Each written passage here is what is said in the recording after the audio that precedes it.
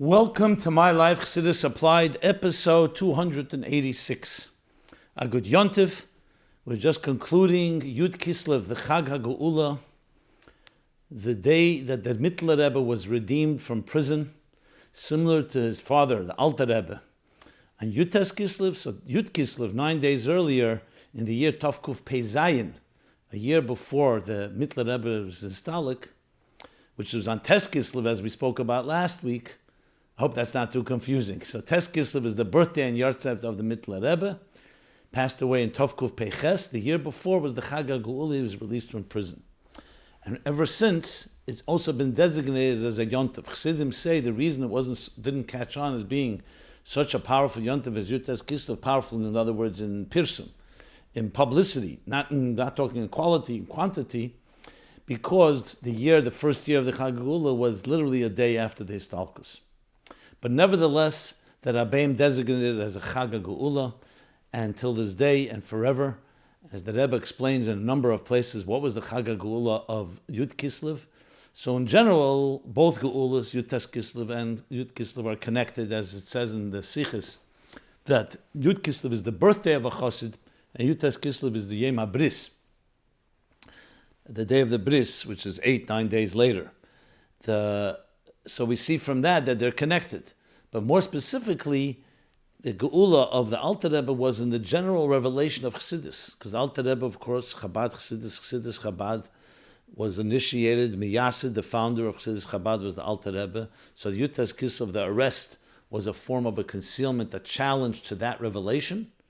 So that is Nekudas HaChochmah. Chochmah is the beginning, the innovation, but it still was a spark. And yes, after the redemption, after the Geula of Yud Tes Kislev, the Alter Rebbe began to, the Ikar Yefutza Meine Secher began, the Alter Rebbe began to expand on these teachings. And Yud Kislev is the Geula of Bina of Chassidus. The Mittler Rebbe Bina, as we see in his Torah, that everything by the Alter Rebbe, which is short and concentrated, is expanded upon and amplified by the Mittler Rebbe. So the Geula too is a Geula in Bina of Chassidus. And since Chassidus is meant to come into Avana V'Asaga, which means not just points, not just bullet points, not just concentrated ideas, but actually developed in ways that we can fully comprehend them and contemplate on them to the point that they lead us to a midah, to an awakening of our emotion, and that leads us to machshava, dibra, maisa, a shift in our thought, speech, and action. So Bina is a necessary requirement because that is the next step in the ishtalshlus of Chassidus, taken from Chachma to Bina. So the Geula of the Mittler Rebbe adds in the Geula in the expansion and the dissemination of Chassidus in the Yefutzu, both in quantity and in quality. As we see when we learn the Mittler Rebbe's Chassidus, you see that dimension, you see that physically. Without learning, you could just see the amount of pages. For 3 pages from the Alter Rebbe, it could be 30 pages by the Mittler Rebbe, 20 pages, but definitely expanded. So as the expression goes in Chassidus, Nekuda beHechola. The Nekuda is Chachma, and Hechola is its corridor. So Nekuda is the point, but it needs to have a place to reside and to expand, and that's Bina.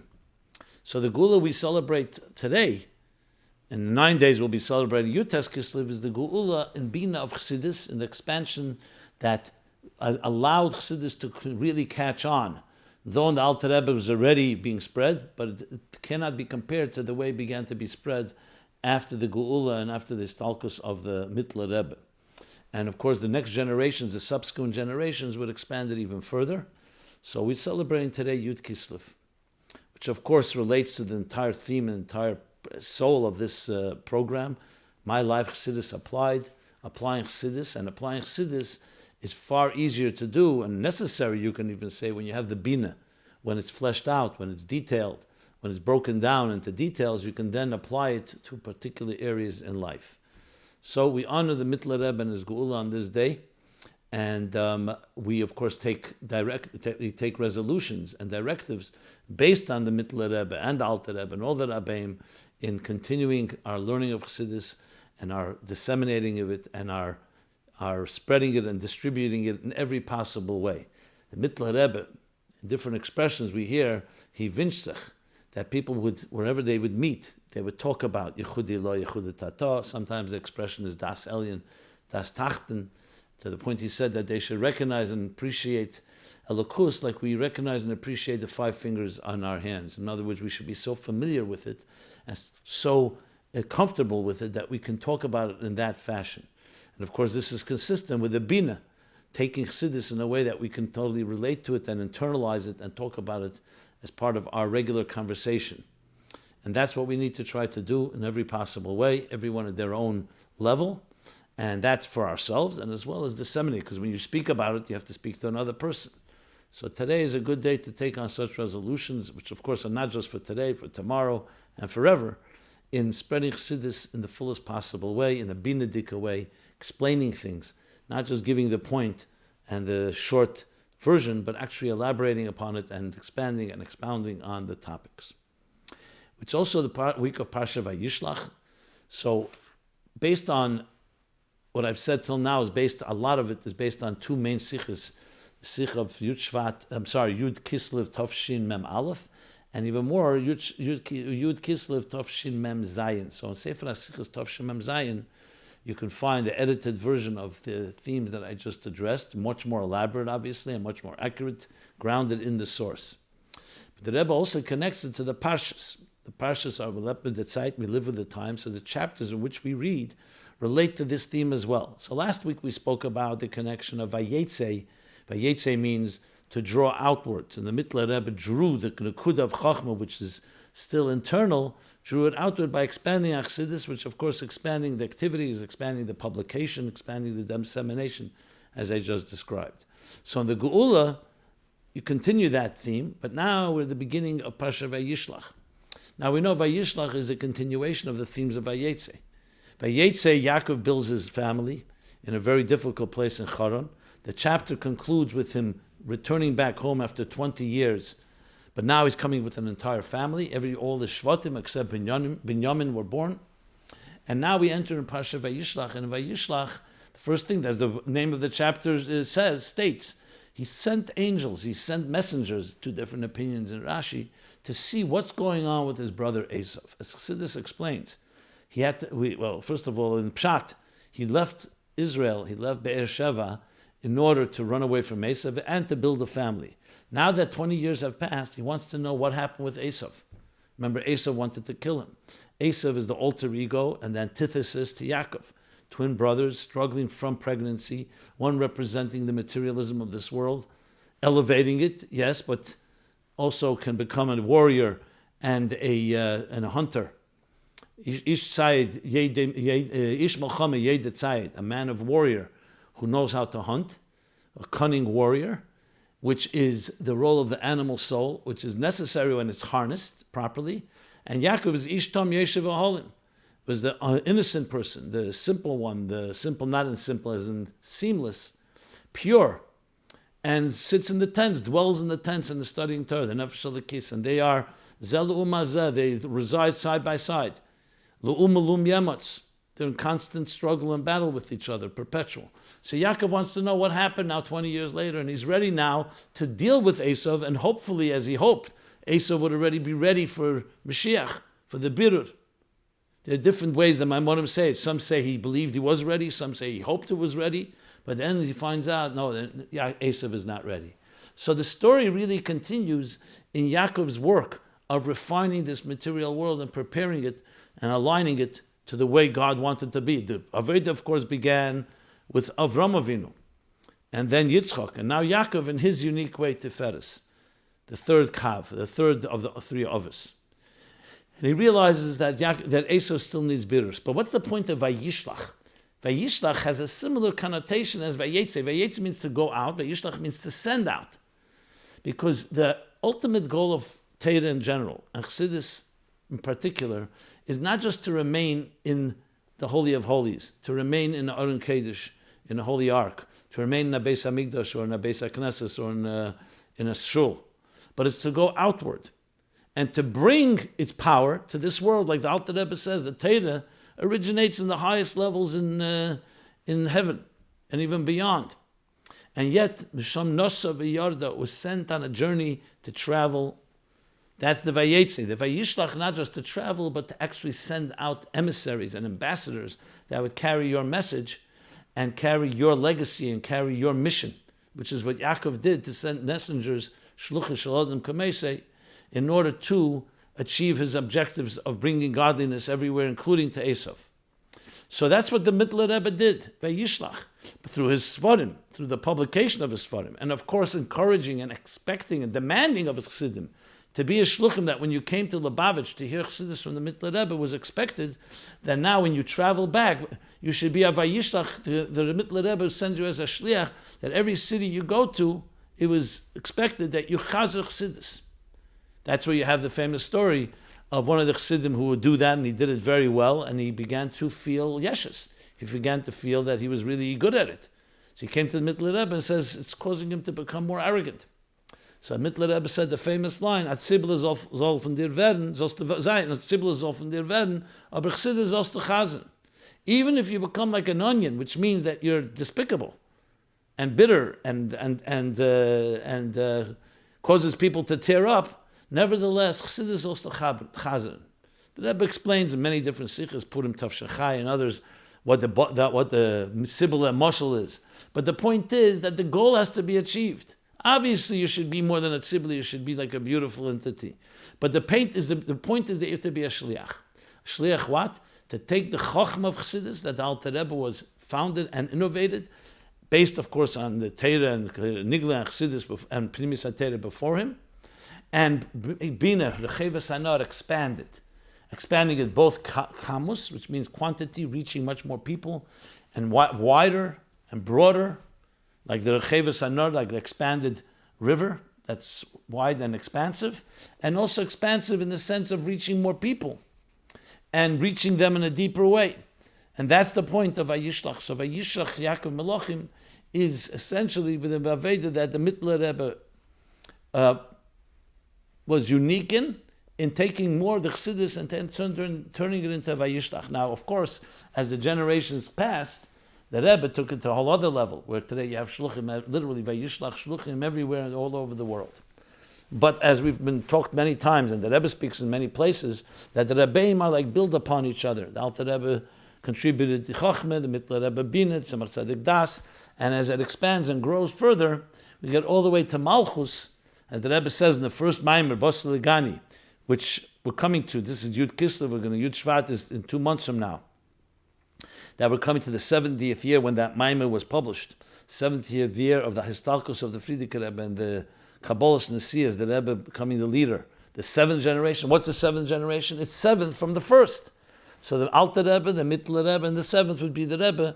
And the Rebbe would take the Chassidus and take the Torah, in the broadest possible way. But you can say the Bina aspect of that, Malchus, of course, channels all the spheres. Less Lamegamo, Klum, it has nothing of its own. So the Bina aspect, you can say Bina through Malchus, is that the expansiveness of it. And of course, each Rebbe contributes another aspect to this, and every one continues to contribute. It doesn't go away, God forbid. The Alter Rebbe's contribution, of course, is the whole foundation of it, and the Mittler Rebbe, and of course the other Rabbeim, which is not for now. We're talking about Yud Kislev. This week is also Yud Dalet Kislev. This is the 91st anniversary of the Rebbe and the Rebbetzin, Tafresh Peites, Yud Dalet Kislev, the 14th of Kislev that year in Varsha, in Warsaw. The Rebbe and the Rebbetzin got married.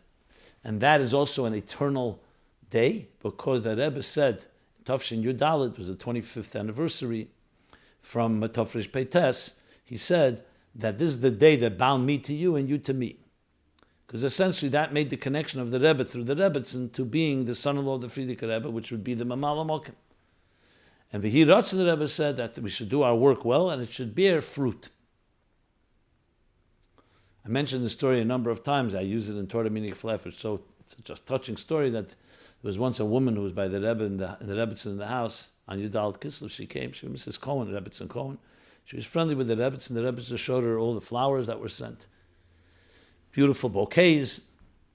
And there was one beautiful bouquet in the kitchen, not in the living room or dining room, but the Rebbetzin didn't show it to her, but this Mrs. Cohen saw it. So she asked the Rebbetzin, that one.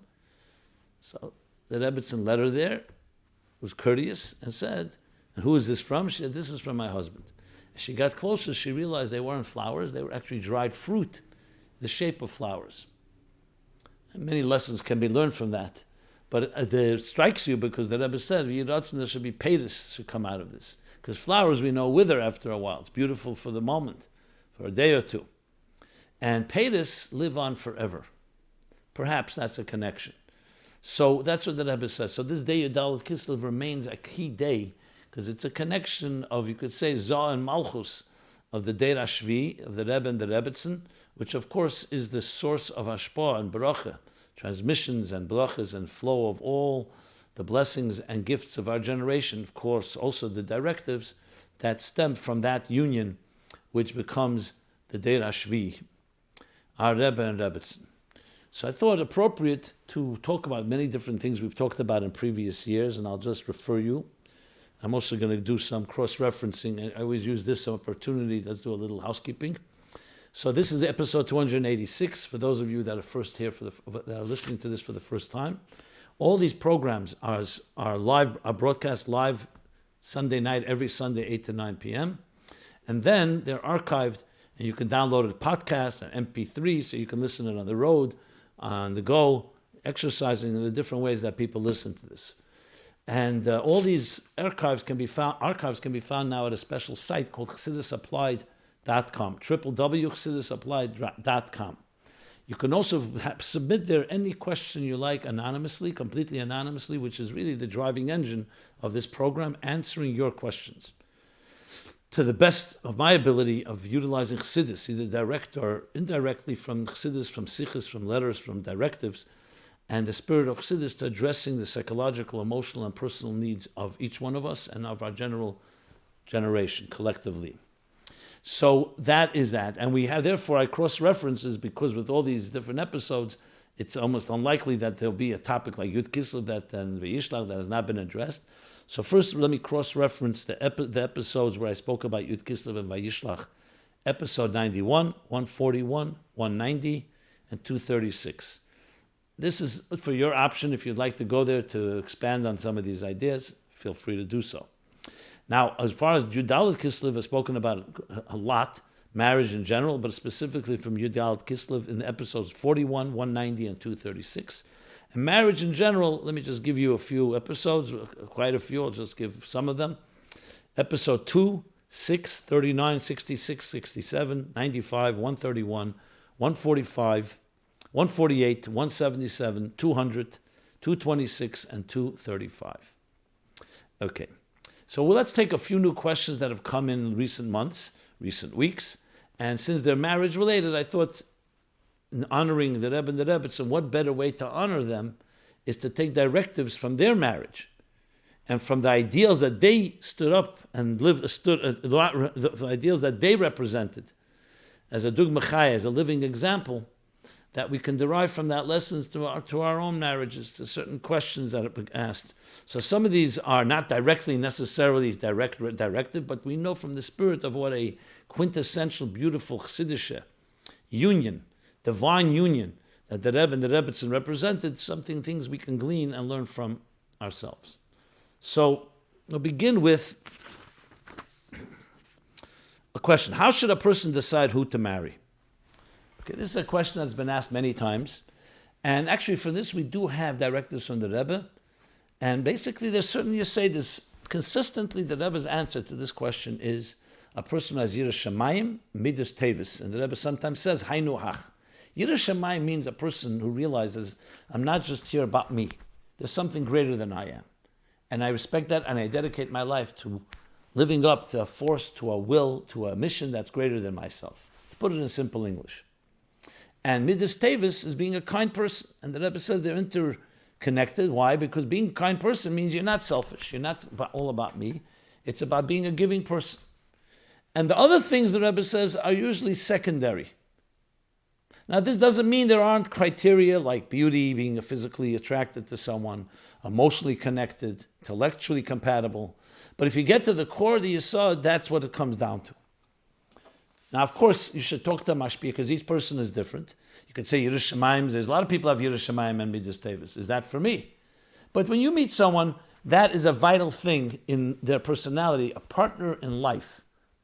That you know that, and no matter what happens coming your way, you know this is a partner in your life that you can talk to, will not be completely consumed by their own needs. someone that's a true partner. The Rebbe and Rebbetzin, of course, live up to that.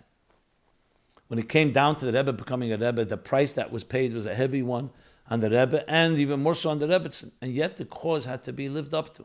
And many, many other such examples.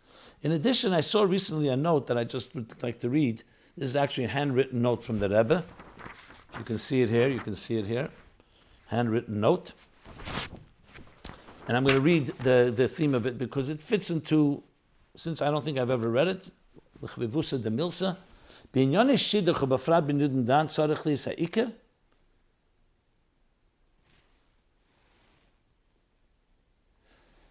Shet-tasim l'masha nemar.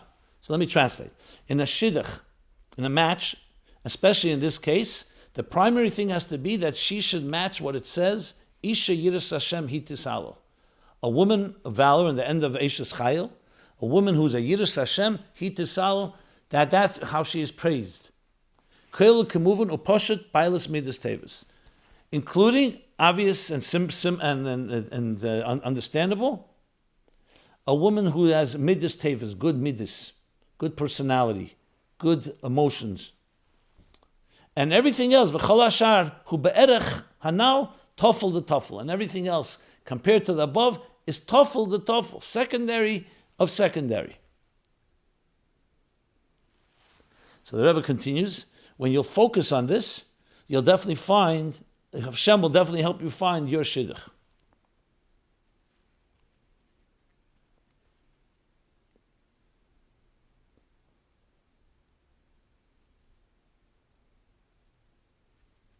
And when you do that and you commit, it says that that will ultimately lead to other qualities that you'll see in a person once you have those foundations. Those foundations usually lead to other great qualities. It says, including that when you focus on, just talking now to the person who's looking for the shidduch, when you focus on a behavior, that day-to-day behavior that according to Torah mitzvahs, that also includes betochen, faith and trust in God, and therefore that will eliminate any fears to make a decision regarding a shidduch. So the Rebbe is adding that the doubts that you have, the way to eliminate them, the way to dissolve them is by having betochen, faith and trust in God. Okay, let's go to another question regarding marriage. How should people who should people invite to their wedding? So this is a common sense question. Since it came in, I'll just answer it. Obviously, family and friends. The question is how many? So the Rebbe once told, actually, somebody who had money, who asked the Rebbe, he wants to make a wedding, and since he has money, he can spend a lot of money. So the Rebbe said, it should be be'ikir ashiras beruchnius, and the minimal begashmis. It should be a wealthy wedding in spiritual, and minimum in physical, meaning you don't have to overspend money. And the Rebbe said to him, or wrote to him, kedai lefarsim, and it's appropriate for you to also publicize this. So as far as the size of a wedding, it's very hard to answer a black and white question like that. It depends on the person, obviously family and friends. If you're able to, you want to invite more people. Friends is a very broad term.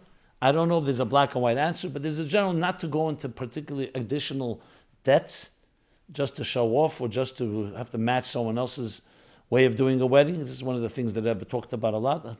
To spend the money on what's important, the most important to help the couple build their lives. What is the bare minimum amount of people that should be at the wedding? I think that's connected to my previous answer. How long should the wedding be? Okay, these again are questions that are not, we don't have directives. There are weddings in some countries, I know, that go from the afternoon through the whole night. Long, long weddings. There are weddings that go shorter. I don't know if there's a black and white answer. I think you have to recognize, first of all, the custom of the city, how other families in your community are doing. Secondly, again, price. Not everybody could afford, and there's no reason to waste more money than necessary. So, on the other hand, it's not a short wedding, just a few minutes, obviously. You have a wedding that extends a few hours. But again, there's no black and white thing. I would just say be prudent and be practical. And there's no reason, again, to do things for external reasons. Everything should be done for a significant reason. No reason to exhaust the chas and kala and the families and all the guests. So keeping a wedding to a certain amount is perfectly fine. Where there's cities where it's done a little differently, so we follow the customs if possible.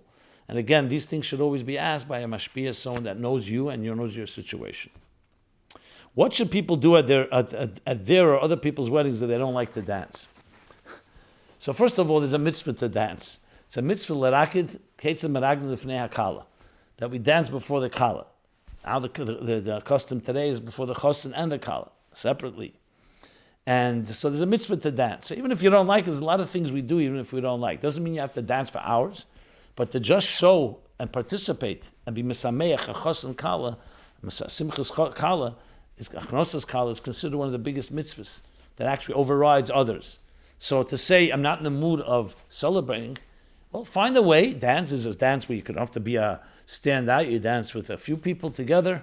You find ways to do it. Some people love to dance. Obviously, that's not a question here.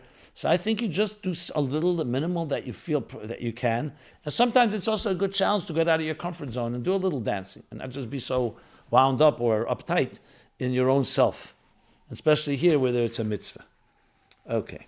A few more shidduch-related comments.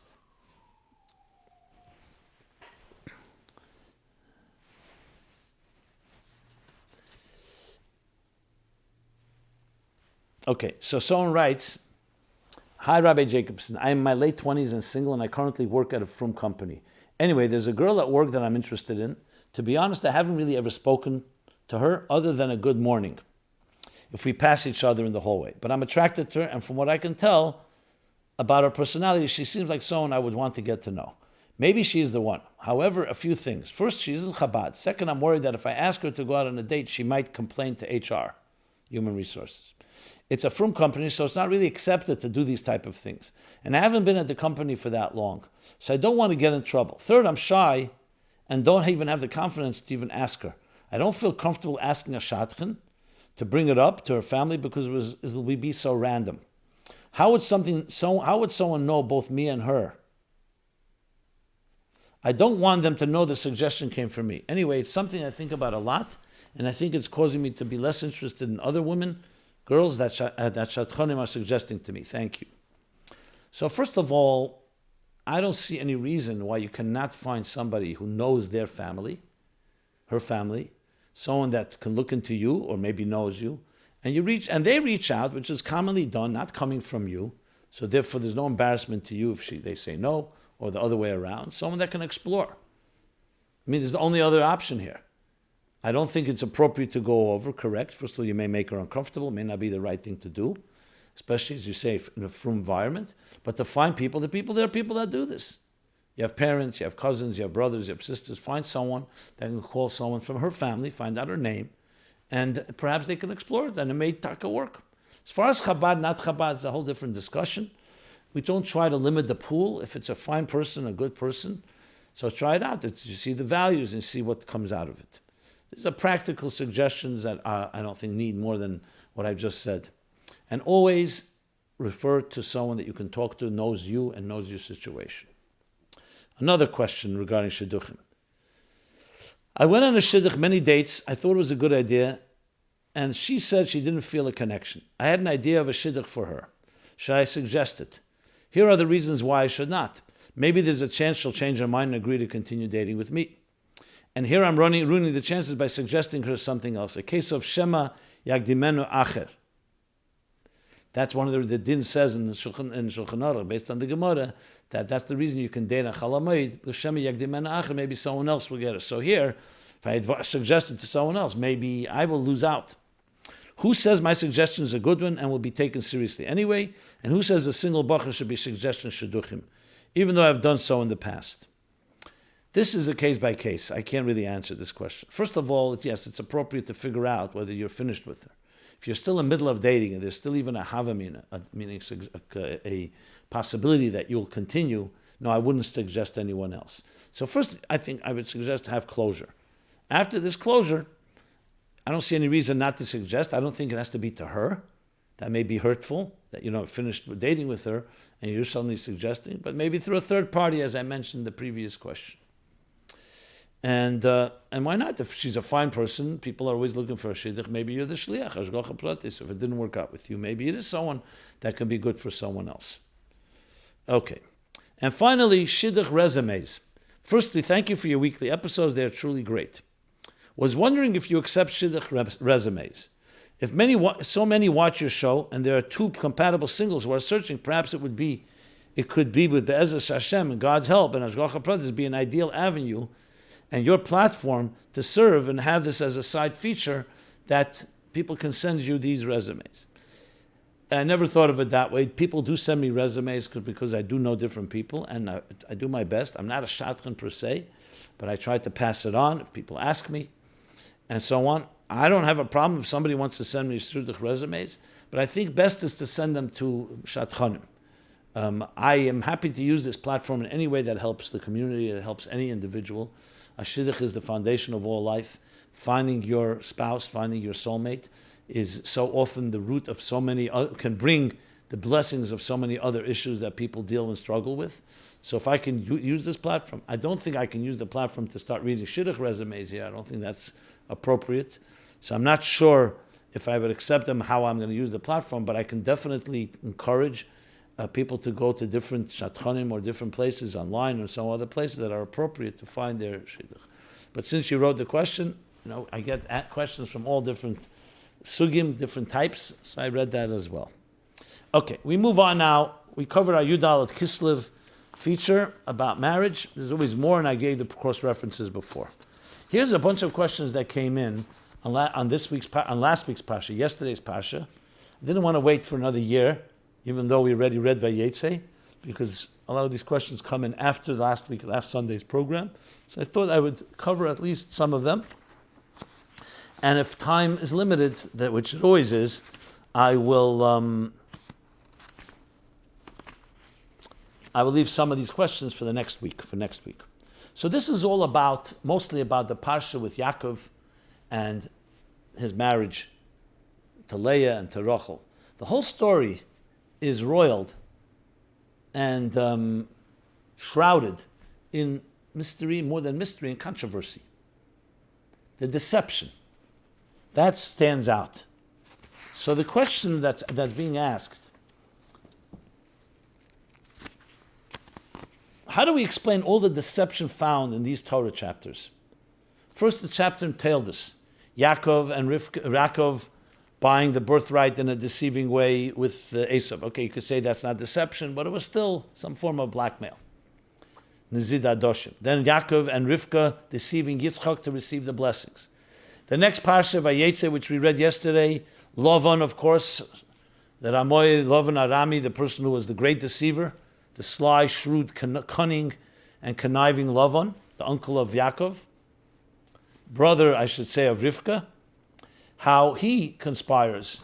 And even though that Yaakov was promised, I'll work 7 years for Rochel, he suddenly puts Leah under the chuppah. But Rochel participates in that, in deceiving Yaakov. And this would become the birth of all the Shvatim. The entire Jewish nation is born out of this. So I'm going to limit these questions to these parshas, even though they really extend to many other places, similar issues. So what's going on?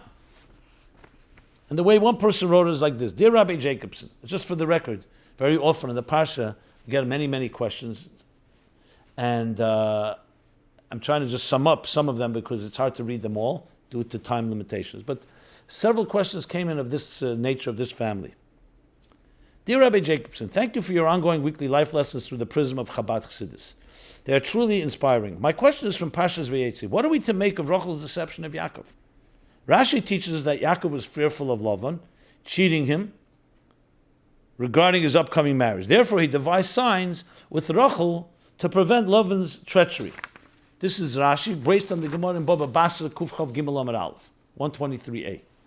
Rochel, the Gemara continues in Rashi, gave her sister the signs. She didn't want Leah to be embarrassed, because now that Laban had replaced Rochel with Leah would come after the marriage, and Yaakov would be waiting for the signs, and he'd realize it would embarrass Leah. So Leah gave her sister the signs she and Yaakov had agreed upon, thus deceiving him in a profound way.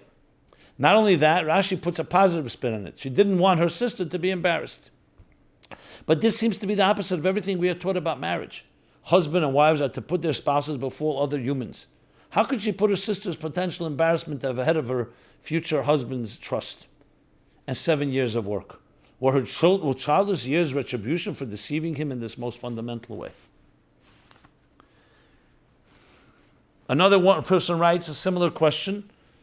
Hi, Rabbi Jacobson. I've tuned into your weekly Chassidus Applied since its inception and gained greatly from your transmission of the lessons our Rebbeim taught. My question is about this week's Parsha, Vayetze. We are taught that Jacob was tricked by Laban and Laban, and Leah was given to him in marriage instead of Rochel. Presumably, he was tricked because A, there was a party including alcohol, so he was inebriated. 2, it was dark, so he couldn't see that he was given Leah instead of Rochel. And C, Leah probably didn't talk much that evening, so he couldn't hear her voice. There's different reasons in Medrash and so on. This reminds me of the way Jacob got the blessings from Yitzchak. 1, Jacob served wine. B, Yitzchak was blind, so he couldn't see it was Jacob instead of Esav. And C, Yaakov didn't speak as much, and when he did, he almost gave away the ruse. Does Chassidus look at the story of Laban tricking Jacob as what goes around comes around? Was Jacob getting tricked the same way he had just tricked his father? And finally, a third question. What was Leah's role and responsibility in Laban's deception of Yaakov? Leah's role in Laban's deception of Yaakov? Yeah. Hello, Rabbi Simon. I was studying the Parsha with my rabbi and I had a question he didn't have an immediate answer for. Maybe you have a lesson from the Chabad Rebbes that addresses this issue. What was Leah's role and responsibility in Laban's deception of Yaakov when he gave Yaakov Leah instead of Rochel? Assuming that she was mature enough to marry, shouldn't she have had the decency to stop the charade and alert Yaakov to the fact that he was being duped? All excellent questions. And when you go into the Gemara, it becomes even more strange because it's actually a conversation. Yaakov proposes to Rochel, the Gemara says. Will you marry me? She says, yes, but I have a father that's a deceiver. He's a cunning liar and deceives. He'll deceive and he will want Leah to marry you before me because that's the custom here. So Yaakov says, Achicha ani b'ramois. I'm his brother in conniving, in deception. I can handle him. So Rachel asks Yaakov, are you as a tzaddik, a righteous person, allowed to be deceiving? So he says, when you're dealing with deceiving people, you're allowed to be deceiving because you have to counter their deception. So then goes on to say that Yaakov agrees with Rachel, he'll give her signs, as I described. And then what happens is exactly as Rachel described. Laban replaces Rachel with Leah. And Rachel realizes Leah will be embarrassed, so she gives her the signs. In the morning, Yaakov realizes the deception. He's all upset, and then he comes and he says he wants to work now to get Rachel. And when Laban gives the excuse that in this land, first the older comes before the younger. So what's going on here? Rachel herself is saying my father's conniving. And she agreed with the sign. Suddenly she had a change of heart because of embarrassing. So there are many commentaries that talk all about this. I'm going to go straight. This is Chassidus applied, my life Chassidus applied, Chassidus. Because at the end of the day, Chassidus talks about things, everything in Ruchnius. Which means it speaks about what they are all archetypes in the higher worlds. And frankly, every other answer that does not rely on that key point, that this is a higher narrative than meets the eye, will end up forcing answers and not really coming away with a complete, comfortable approach. So there's a fascinating mimer from the Alter Rebbe in Vayetze on this topic, the two daughters of Laban, Leah and Rochel, and elaborated upon the Mitler Rebbe. Talk about Chachma and Bina, you see it right there. Mitler Rebbe in Vayetze, Teres Chaim, has pages upon pages. In sum, briefly, the point is this. We're talking here in the highest levels. Laban actually is rooted in Laban Elyon in a very high spiritual level. I'm going into the details. Yaakov's marrying was obviously going to establish the Jewish nation forever. So this isn't just another marriage. Even every marriage is central, but this one is central of central. So everything playing itself out in Yaakov's marriage is relevant, not just to them, to generations to come, to give his children and grandchildren, his progeny, all the strings they would need to face every particular challenge. Leah and Rochel represent two worlds, Alma Diskasya and Alma Disgalia. The hidden worlds of thought is Leah, and the revealed word of Dibur, of speech, is Rochel. Building a nation needs both, because you want to bring from the deepest secrets and mysteries of the divine, which is Leah, thought all the way to Pnimius Bina, and you want to bring it completely revealed, in a revealed way, Alma Disgadia, Rochel, Malchus, all the way into Biyah. Now Yaakov, I'm being brief, the Alter Rebbe says, and the Mittler Rebbe expounds on this, Yaakov felt that his connection is he's Zah, the Zocher is Zah, Zah is the 6 midas, and his goal is to reach into Malchus, which is Rochel, and together they will bring the revelation of higher levels of the divine to their children and to the generations and to the world in general. The mistake he made, the words in Teres Chaim, the mistake he made, he didn't realize that you need Almi Diskasya too. Because Almi Diskasya is necessary for different reasons. Almi Diskasya is necessary in order to deal with situations when things are not going so well. Golus. Rochel, the Alter Rebbe and the Mittler Rebbe explain, is good when things are going well because she's Gilui. But what happens when there's a golus, a concealment? Then you need to lean to deeper resources that you need to go back to Leah. Now, why did Yaakov not love her? Or some places it says she was hated. Some places it says he didn't love her as much as he loved Rachel. And the Rabbeim speak about this as well. What, the word hate? God forbid that it should be hated. The Gemara talks about this as well, that you can't say hated literally, because the Torah would never tell us something so something so derogatory about anybody. So in the Gemara, the answer is because she hated herself. She hated what was going to come of her because she heard and felt that she would have to marry Esav. So she was a certain, hated, despised her own situation. In Medrash, in Bereshis Rabbah, Gemara in Baba Basra at Kuf Chav Gimel, in Medrash, Pasha Ayin Aleph 71, talks a bunch of reasons. That her barrenness is considered something that's like hate, despised, being barren, not having children. There's another explanation given, like the Gemara with Esav, and there's another explanation given that she was despised by others because they thought that she had fooled Yaakov. When in truth that was not the case, because as we're explaining, it was all meant to be. It was all meant to be. So why did this all have to come through Ramoyes? Why couldn't it have been told? Yaakov should have been told by Hashem, you have to marry Leah. Because there's some things that have to come in, not with our knowledge, not through our consciousness. That's what they explain. Because Leah, because she was such a powerful level, so for Yaakov there was not a pleasure there, because something that's beyond you, Machshava and Bina, is beyond you. This is the Mittler Rebbe's explanation. We can't relate to it. It's beyond us. On the contrary, it causes us even pain. That's one way he explains Snua, that she was not liked. Another explanation is because it's constantly flowing, to the point that Leah is from the word Nila, which means wear him down. When Tainug is continuously flowing, Tainug to me, the Eina Tainug, it's not pleasure. Her flow is constant. Rochel was Dibur you control. So it's a Mashpia and Mekabel. Yaakov is the Mashpia, Leah is the Mekabel. But Yaakov didn't realize, and so he thought that Leah is beyond, and it was not in his realm. He couldn't relate to her. And couldn't relate is a form of distance. But the fact is, Leah has two levels, as the Mittler Rebbe explains. There's a level that relates also to giving birth. As a matter of fact, it's Leah that gives birth. Because Rachel, even though she's Gili, but Leida comes very difficult, as he explains in those Maimorim. As I said, I'm not going to go through all the details, but the bottom line point is that with the Pnimis Atei Chassidus, you come away with a whole new appreciation. So the Ramoyes on the level below is Laban is a cruel, cunning person. But on a higher level, some revelations have to come not in a conscious way. And they come through you not knowing. And that's why they can come into your life when we say Mashiach ba behes chadas. Why does it have to be behes chadas? Why can we be told? Because the revelation of Mashiach is higher than das. It's higher than can be contained. The power of Leah is one that's higher that Yaakov can contain. Yaakov cannot consciously relate to it. But once he saw that she had children, he realized. Now there's more to say about this. There's an interesting letter from the Rebbe I was going to talk about, but I don't want to use up all the time. So I will reserve a follow-up on this next week.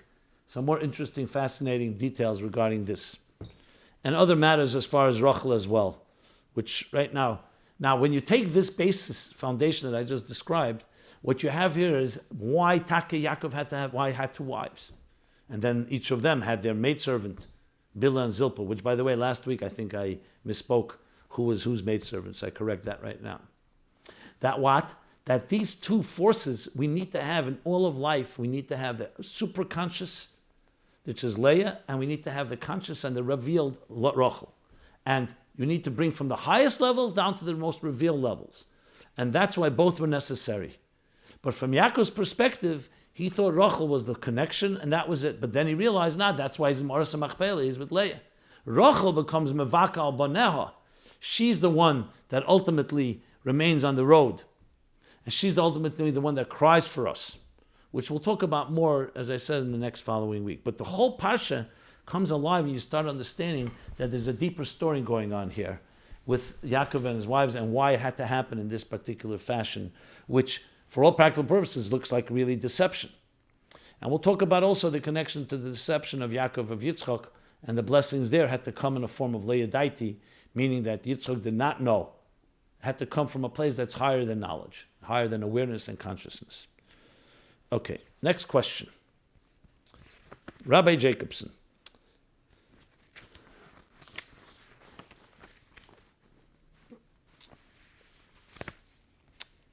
You have said that one cannot release oneself from his or her spiritual fetters.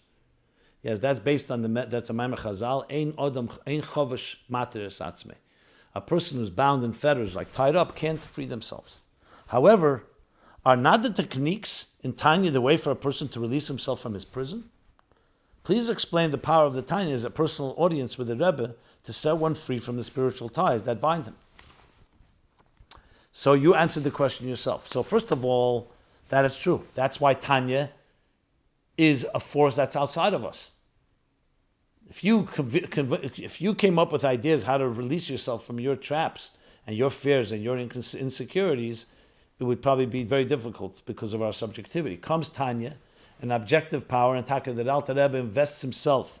I know nafshik sovis yehavis. It's like eitzes, like you're in yechidus with him, and and there's no atzmai anymore. So the techniques he's giving us are actually coming from as if it's coming from someone else. In this case, a Rebbe. In addition, in understanding Tanya, the Alter Rebbe says in his introduction, if you don't understand it, go to the G'delim Shabir, go to Mashpim, to Arav, to people who are leaders that can help apply Tanya to your life. So that's the answer. That's exactly what Alter Rebbe wrote Tanya, to be able to help lead us to a place that is higher than we can reach on our own. Next question. Is ahavas yisroel only a means to an end to make someone more frum?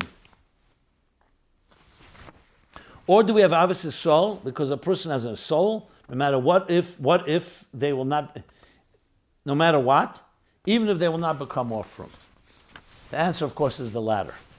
Afal pishachati Yisrael, who the Gemara says, that even though he sinned, he's Israel. Ahavas Yisroel, the haftarech kamecha, does not have conditions.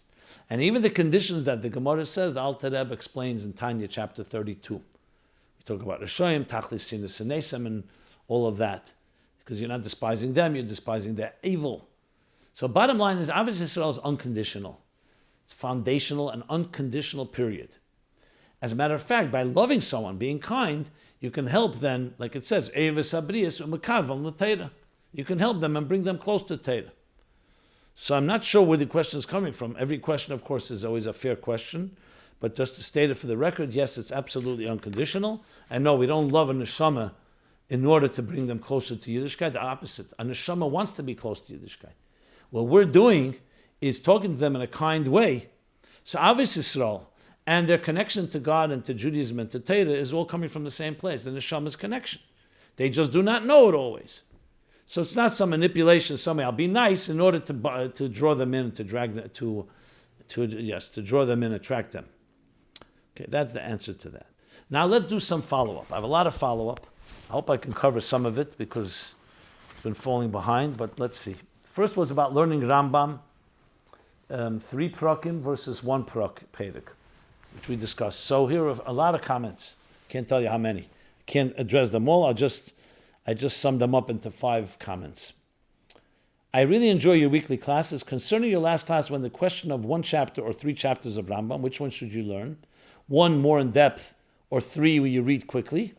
There is an answer in Igris that was sent to me from a WhatsApp group In it, the Rebbe answers someone who asked this exact question. The Rebbe answered that it's better to do one chapter of Rambam properly than 3 not properly.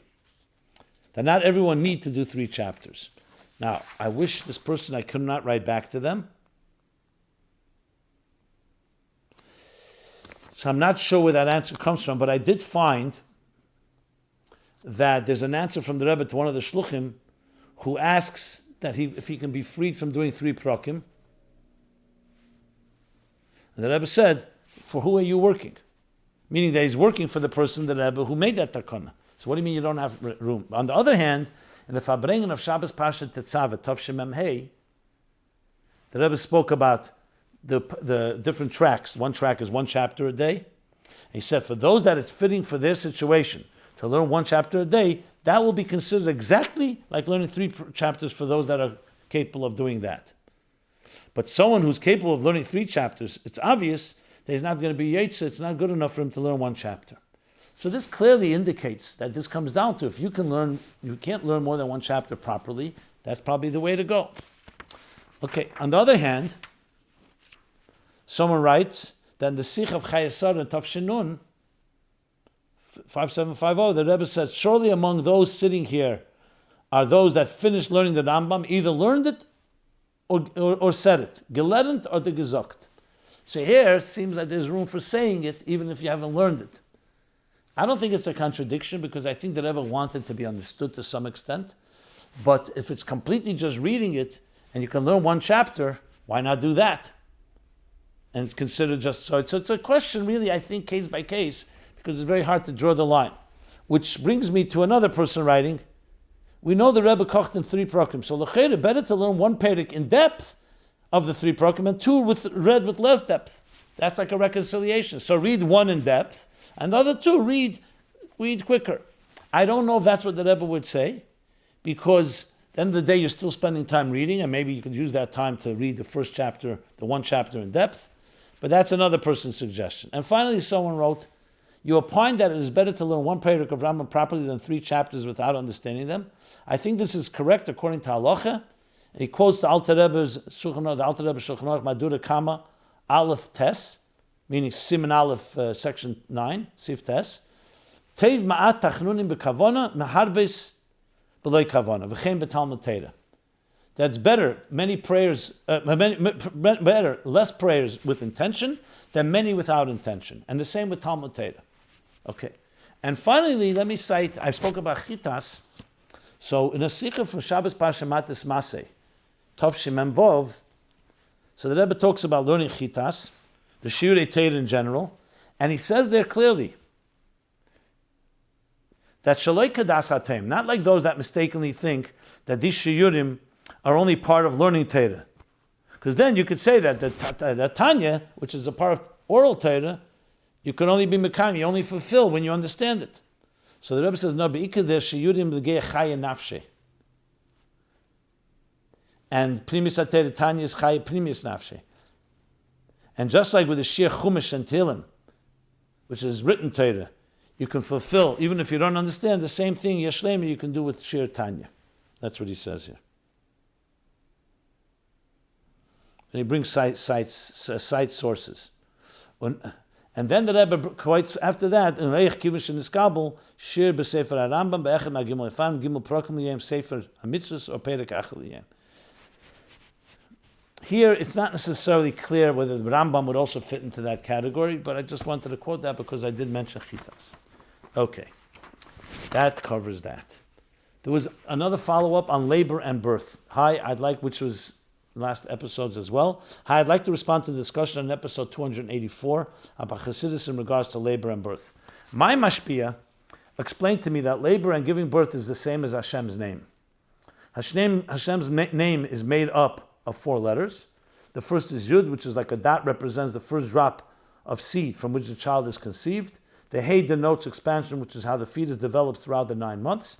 Vav is drawing downward. This is where labor begins, that the baby has to descend through the birth canal. It culminates with Hey, expansion again, which is birthing the actual child. This is also the process of how the light of God, a divine light, comes to the world. Yud Kei Vav Kei. During the labor, she encouraged me to visualize this idea that each contraction which lowers the baby further down, I should also think about how this is the Vav, that I'm drawing down the light of God. I found this to be extremely helpful and comforting. It made me feel very close to Hashem, like I could almost understand and feel what Hashem put himself through in order to create this world. It made me feel that I can communicate to Hashem through my labor, and therefore ultimately made my birthing experience, although still painful, very positive. Okay, thank you for that.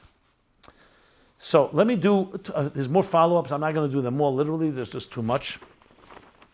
And so I'll do two quick ones. One was about homelessness. Rabbi, it is not compassionate to allow the encampments of homeless people. I think this goes back to episode 283. I'm almost sure. There has become a huge problem of public urination and defecation, of public inappropriate behavior, and the spread of STDs and drug use. These people need drug and alcohol rehab, mental health care, and our jobs, not to be allowed to live in the streets. That was regarding what was compassionate regarding lessons dealing with homelessness. Okay, thank you for qualifying, and no comment. Finally, I spoke about the blessing, whether the President of the United States, any president, has the din of a melech, whether you make a blessing, b'shem malchus. So someone quoted the Shevet Halevi from Rab Shmuel Wazner, Olav Sholom, and he said you can make the blessing on the president because he's the most honored among their nation and they are respected without parallel, and therefore it is appropriate to make the blessing. Who gave him this his honor? Shevet Halevi, Volume 1, Siman 35. I looked that up. It's actually talking about a queen. The question is there whether it's only on a king or also a queen. So some extrapolate that if it's a queen, then why not also a president? Possible. I also, in the context of discussion, and did find that there are Rabbanim who have actually immersed themselves now in trying to address this issue because people are asking the question. Remember, the question is both making the blessing and also do you go make an effort to see a president to make a blessing, or not to make a blessing, to see him, which is also a din. So there are actual sources and people who have paskened, and I've seen it, that are saying yes. Some are saying if you don't make the bracha, yesh al mal lismoich, which means you can rely on that as well. You could also not make it. But some of the opinion that if they have the choice, you should make the blessing. So it's important to know, as I said, that if everything is down to halacha, you should ask a rav that you relate to, that you trust, an authority, that you can speak about this. I just wanted to finish the circle on this topic. And they give their reasons. If anybody's interested, I can give you some of the documents that was given to me, where they debate the issue and come up with their different conclusions. Okay. With that, I'm going to now go to the Chassidus question. Is our world the destination or the ante-chamber? Dear Rabbi Jacobson, this is a Chassidus question. In Chassidus, we focus on how the physical world is the ultimate, and we're here to make a dwelling place for the Eibishter, for God. And when Mashiach comes, it'll be complete. However, in Avos, in Pirkei Avos, it says that this world is the corridor, pruzder, it's a corridor to the next world. And how are we to hear, and how we're here in this world only passing through. How can you reconcile both of these? So it's an excellent question. The Mishnah also says, that it's more beautiful or more powerful or more vital to do one tshuva ma'asim tevim in Elam Hazeh, sha'achas, 1 hour, than all the life of Elam Haba. On the other hand, it says, Yofa sha'achas kedas shel kedas ruach, 1 hour of pleasure of Elam Haba is worth more than all the pleasures of this world. So there you see a contradiction as well. Which one is it? So the answer Chassidus says, and V'kocha, the Rebbe Marash says, nachas ruach beira or nachas ruach nivra. If you're talking about nachas ruach beira, God's pleasure, more pleasure in the world than this world, that's why he sends the neshama down here. If you're talking about our pleasure of the nivra, more pleasure in Elam Haba, because there's no challenges, there's no hunger, there's no pain, there's no death, there's no suffering, only learning Torah, connecting to the divine. Or in the words of the Alter Rebbe, but the machlekes of Shammai and Hillel, what's more pleasant? Nuach la'adam shenivra mishalei nivra. So that this case, Shammai, the ruling is a Shammai that's more pleasant not to be born than to be born, because the pain of this life is more powerful than sometimes the joy. Yet nuach is the word, pleasant. But there's something more than nuach. Not what's pleasant, what's the kavanah, what's more meaningful. More meaningful is dafka to come to this world. That's why the Torah was given here, not to the malachim, as the Gemara explains, Moshe's answer to the angels. That's why the neshama taka comes from a higher place to a lower place. As the Alter Rebbe makes the case in chapter 36 in Tanya, that's the reason the kavan is not an elam esalyenim. The kavan is dafke coming to tachten shein tachten lamata to make a dira betachtenim. The fact that it says in places like in the Mishnah in Pirkei Avos that we are a corridor is because for the neshama's pleasure, this world does not provide the pleasure that elam haba. So there's an element of reward that the neshama gets when it leaves this world. But the ultimate kavanah, there's no question, this is the place. And this, of course, connects to the ultimate machlekes between the Rambam and the Ramban. The Rambam holds that elam haba is the ultimate reward is elam haba in the meaning of Gan Eden. Why? Because a soul can appreciate the divine. A body can be taught, but it can never appreciate it on the same sublime level as a soul can. The Ramban comes and says, no, tachlis aschar is tchias hamesim, shama and a guf. The Rambam also holds tchias hamesim, but after tchias hamesim, according to the Rambam, then the body again will fade away, and you'll have only the souls will live on forever. There'll be a time that you have to reward the body together with the soul because it was part of the work of Torah mitzvahs in this world. But the Ramban, the ultimate schar and permanent schar, the shama v'guf. And the Tzemach Tzedek says that the drushim, the Alter Rebbe paskins, Reva drushim, which says Kol drushim, the Alter Rebbe quotes the Shitta of the Ramban. So there is an approach like that. There is, based on a more spiritual view, that this world is only there for the reward for the soul. But there's a deeper reason. When you talk about the reasons of creation, we know the reason is not just for the soul to get more pleasure, not just for us to overcome challenges and return back to a more sublime place.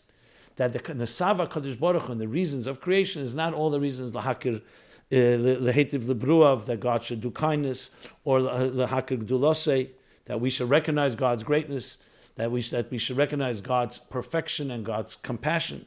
The ultimate reason, as he says in Samach Vav, is Nesava Kadosh Baruch Hu liyisleis baruch dira b'tachteim. That's the only way you can explain this world. Because if you talk about Giluim, then the purpose should be the higher worlds, and that cannot be, because he created this world, so the purpose is ultimately this world.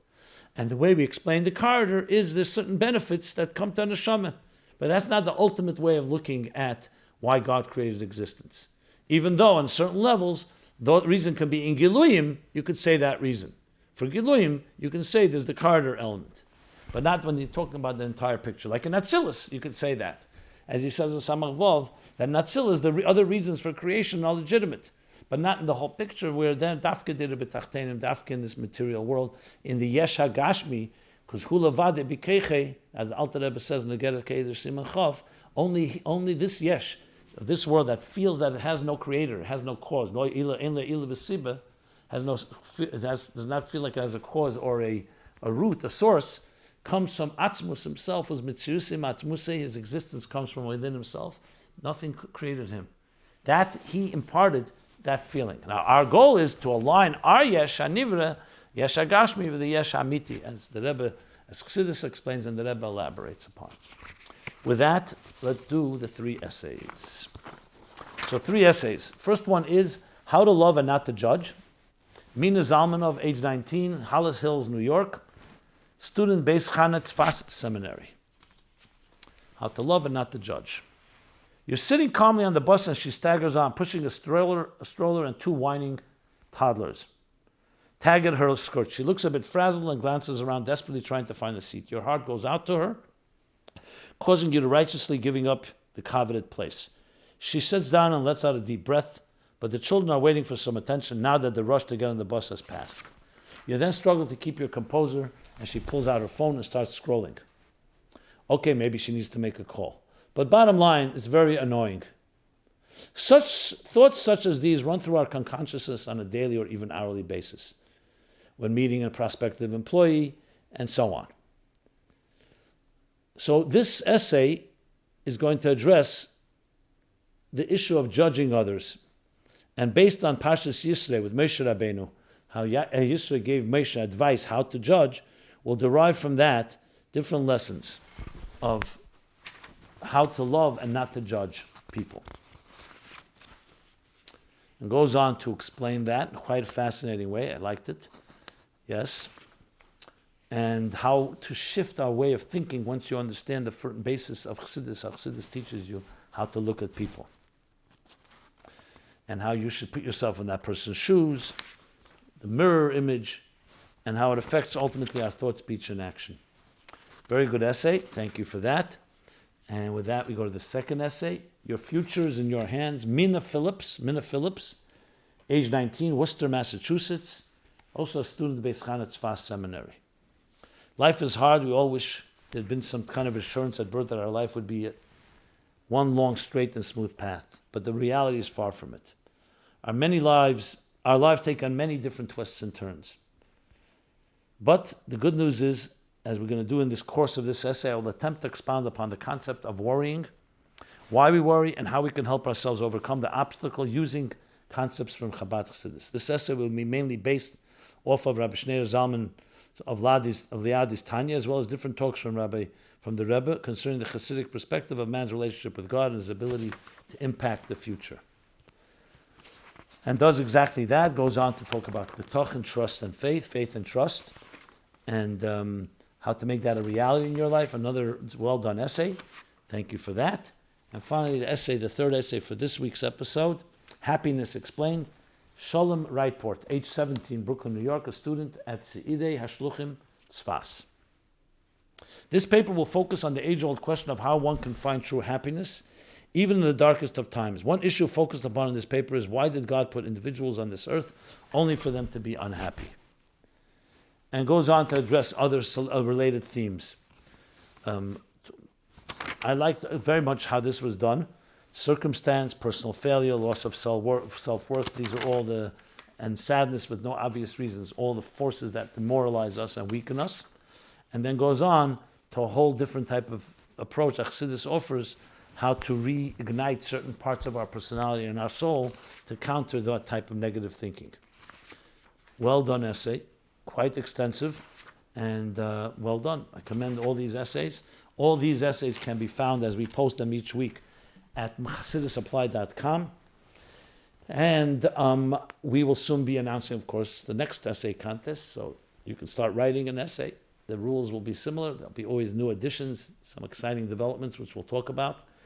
But I want to conclude now with wishing everyone a Chag HaGeula, a Chedesh HaGeula, a month of Geulas, the month of Yud Kislev, then Yud Dalet Kislev, the Simcha of the Rebbe and Rebbetzin, then Yud Tes Kislev, going into Chanukah. It should be a Geula Dika month to the Geula Amitis V'Ashlema. We're here every Sunday, 8 to 9 p.m.